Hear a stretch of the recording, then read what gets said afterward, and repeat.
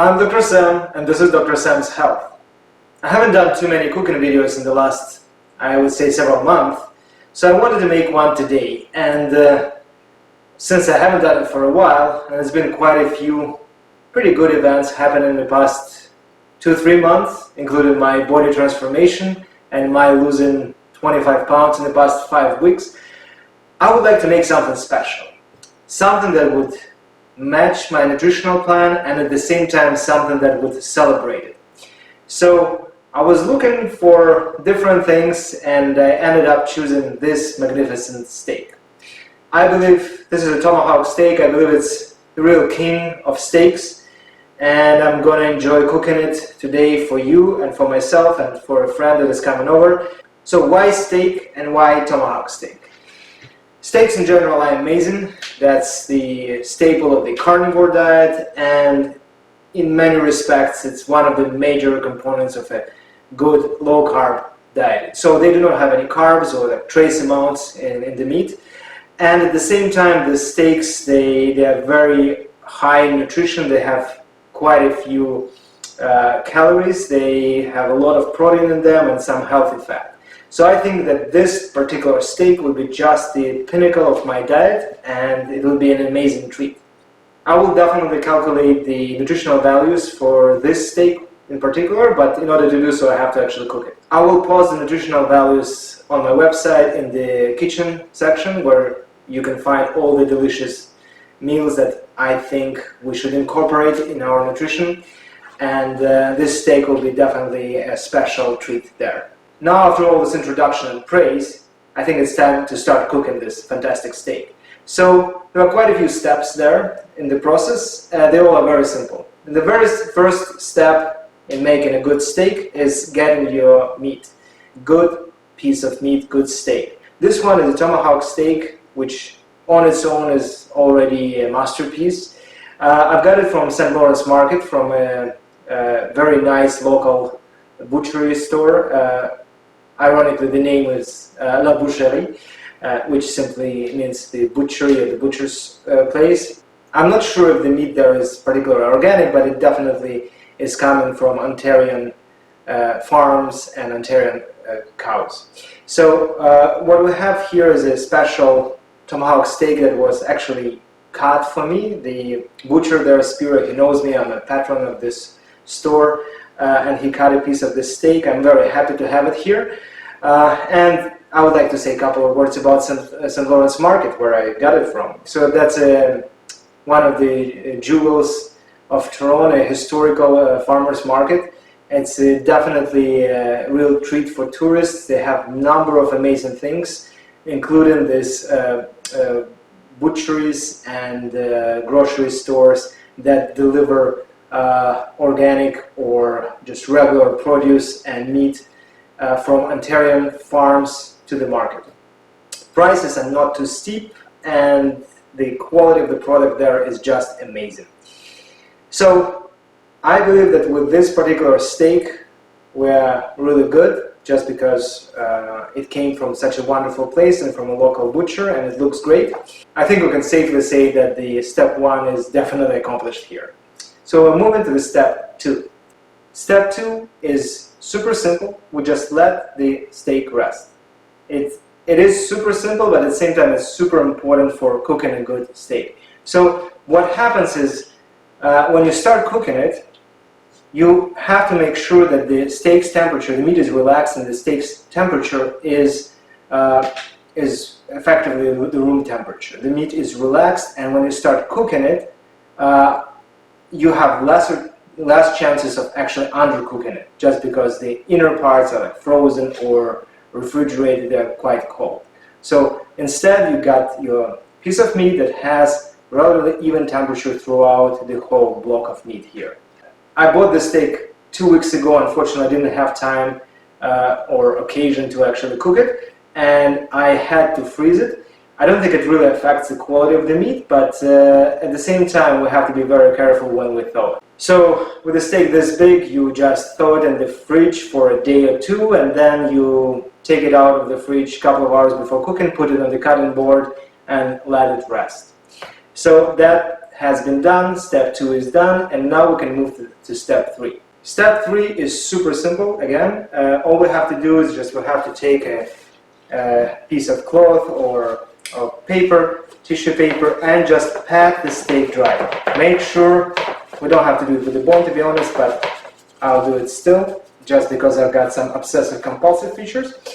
We have to make sure that our steak doesn't have any water on top of it, any moist. The reason for that is that when you start cooking your steak, this water will create a little barrier to the heat. The water will start evaporating, and it will slow down the warming up of the meat or the reaction with rather extreme temperatures and the meat surface.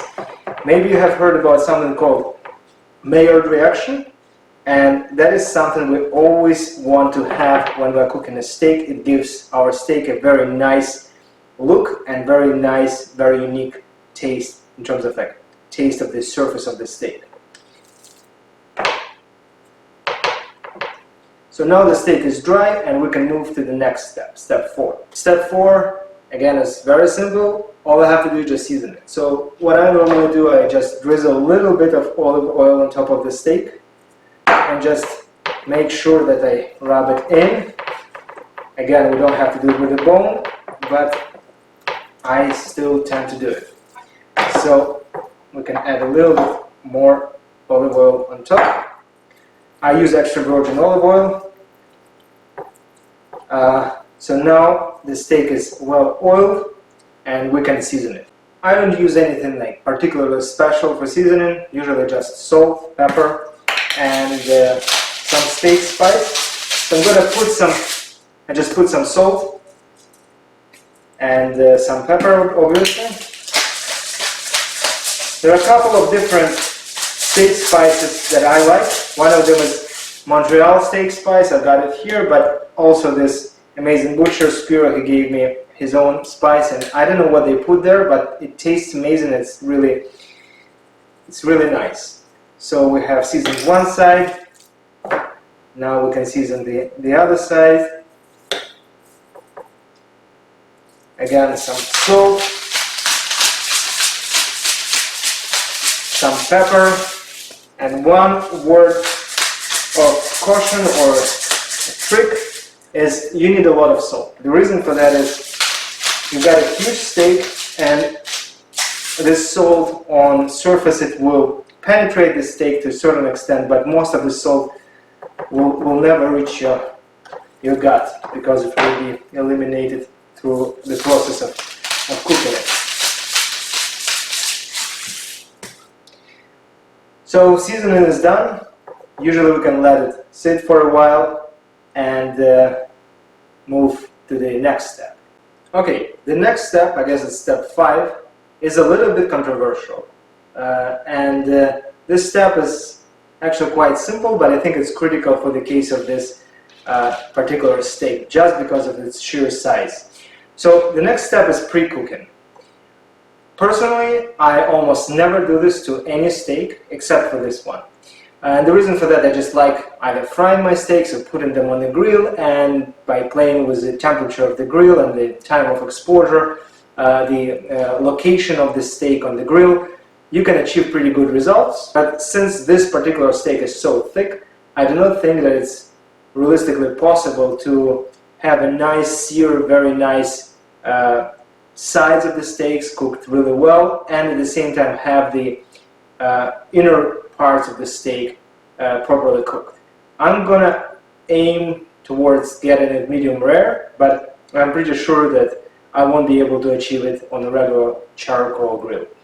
So our options are either to use a sous vide machine, which I personally don't like, and accordingly I don't have it, or we can pre-cook it in the oven. So what I'm going to do next is I'm going to insert the meat thermometer inside of this steak and set the temperature alarm at 128 degrees Fahrenheit, and I'll put in the oven. The temperature of the oven will be 250 Fahrenheit or 120 Celsius, and I will let it pre-cook there for an hour or so. Meanwhile, I will start the fire. I will prepare the charcoals and Hopefully by the time the steak will be pre-cooked, we'll have the perfect internal temperature, optimal one for the level of cooking we want to achieve.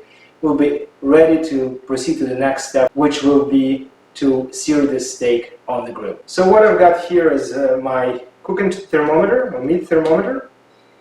I have to remove the cap, and I have to insert it inside of the meat. I usually put it very, very deep inside through the side of the steak, and I'm going to set the temperature in Fahrenheit to 128 Fahrenheit. This is a very nice device. I can use it for any kind of cooking, and it has several types of alarms. Sometimes you can set up a time, but the most precious part obviously is we are able to actually set the temperature inside of the meat that will allow us to cook it to perfection. So right now it shows that the temperature of the steak is 72 degrees Fahrenheit, and we're going to set it to 128 degrees. My oven is preheating, and I will put the steak on the cooking tray and put it in the oven, and approximately in an hour or so I hope the steak will be ready. So that's the plan, and after that we'll proceed to the barbecue and we're going to grill it. So the next step, the most exciting one, is to sear it. As you can see, it looks already pretty much cooked. The internal temperature was close to 130 Fahrenheit, so it's perfect for just searing for several minutes on each side, and we're good to go. So that's the most exciting part.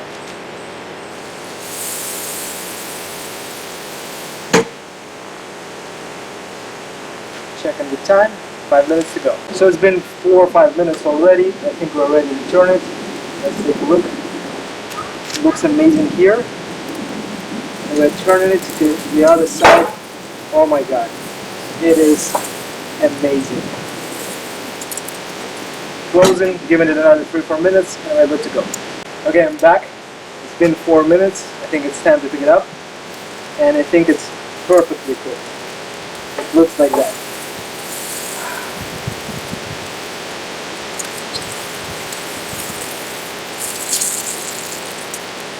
I'm gonna show it to you because it's amazing. So here is the steak. The next step is again very simple. We have to let it sit. The steak had a very long day today. It was seared, cooked, seasoned, and it's time to let it rest a little bit so that the internal heat of this meat will continue cooking it and condition it to the perfection. Okay, my friends, that's the most exciting moment of the day. We're gonna cut this steak because I think it's ready. There's a little bit of juice coming out of it, and we're gonna see how well it is cooked. And it's time to cut it, to serve it, and to enjoy this wonderful meat.